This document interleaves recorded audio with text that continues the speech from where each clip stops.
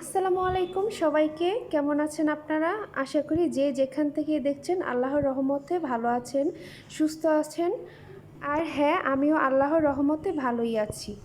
আমি genus family blog থেকে চলে এসেছি আপনাদের মাঝে আরেকটি নতুন ব্লগ ভিডিও নিয়ে। আজকের ব্লগ ভিডিওটি মিনি ব্লগ আকারে ধারণ করা। আশা করছি ভিডিও শুরু থেকে শেষ অবধি পাশে থাকবেন। তো চলুন দেখতে থাকুন এবং আমাদের সাথেই থাকুন। আজ হঠাৎ করেই বাইরে যাওয়ার প্ল্যানিং হলো, যদিও খুব ইম্পর্টেন্ট একটা কাজে বের হওয়া। কাজ সেরে যখন বের হলাম তখন আমাদের পেটে খুবই ক্ষুধা লাগলো।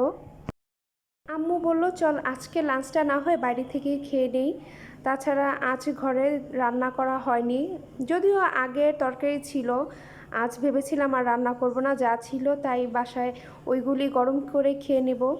তো যেমন কথা তেমন কাজ, কিন্তু হঠাৎ করে আমাদের প্ল্যানিং হলো আমরা বের হব। তো বের হয়ে বাসায় ফিরে আসার আগেই খুব ক্ষুধা বেড়ে গেল। মনে হচ্ছিল বাসায় ফিরে এসে খাওয়া দাওয়া করতে খুব লেট হয়ে যাবে, ক্ষুধা যেন আর সইছিলই না। তো আম্মু বলল চল আজ লাঞ্চটা বাইরেই করে নিই। আর আমাদের এখানটায় বড় ভাঙাতে আদিল ডাইনের একটা নতুন ব্রাঞ্চ ওপেন হয়েছে। যদিও নতুন বলা চলবে না, কারণ এর আগে ওপেনিং হয়েছে। আমাদের কাছে নতুন, কারণ আমরা এখানে আর আসা হয়নি, আমাদের এই ফার্স্ট টাইম আসলাম। তো এসে ওনাদের মেনুতে অনেক কিছুই ছিল। তবে আজকের মেনুতে, যদিও মেনুতে অনেক কিছু আইটেম দেওয়া ছিল, কিন্তু ওনাদের কাছে জাস্ট অ্যাভেলেবেল ছিল ওনাদের কাচ্চি আর হচ্ছে তেহারি। তো দুইটাই হচ্ছে মাটন কাচ্চি, মাটন তেহারি। আর এখানে একটা সমস্যা হচ্ছে, আমি আর আম্মু মাটন পছন্দ করি না, যদিও আমাদের মুখে কখনো মাটন দেই না। কিন্তু আজকে এতটাই ক্ষুধা লাগলো যে ভাবলাম যাই হোক, একদিন খেলে তো আর কিছু হবে না, আজ না হয় খেয়েই দেখি মাটনের আসলে টেস্টটা কীরকম। মানে এর আগেও খাওয়া হয়েছে, কিন্তু আসলে মাটনটা তেমন পছন্দ না, আম্মু খায় না আমিও খাই না, ইনফ্যাক্ট আমাদের ফ্যামিলির কেউই খায় না। তো যাই হোক, পেটে যেহেতু ক্ষুধা, আর ক্ষুধা থাকলে যে কোনো খাবারই অমৃতের স্বাদ পাওয়া যায়, তাই 2 প্লেট কাচ্চি অর্ডার করে নিলাম।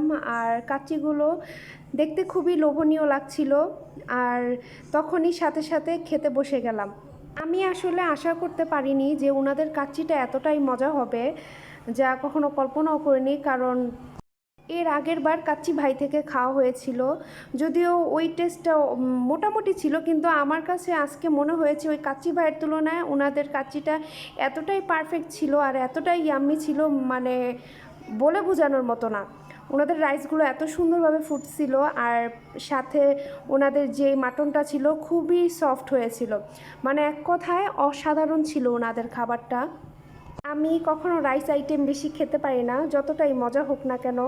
তবুও আজ কিভাবে যেন খেয়ে ফেললাম, সবগুলোই খেয়ে একেবারে প্লেট সাফা করে ফেললাম, তাহলে বোঝাই যাচ্ছে যে ওনাদের খাবারটা কতটা ইয়ামি ছিল।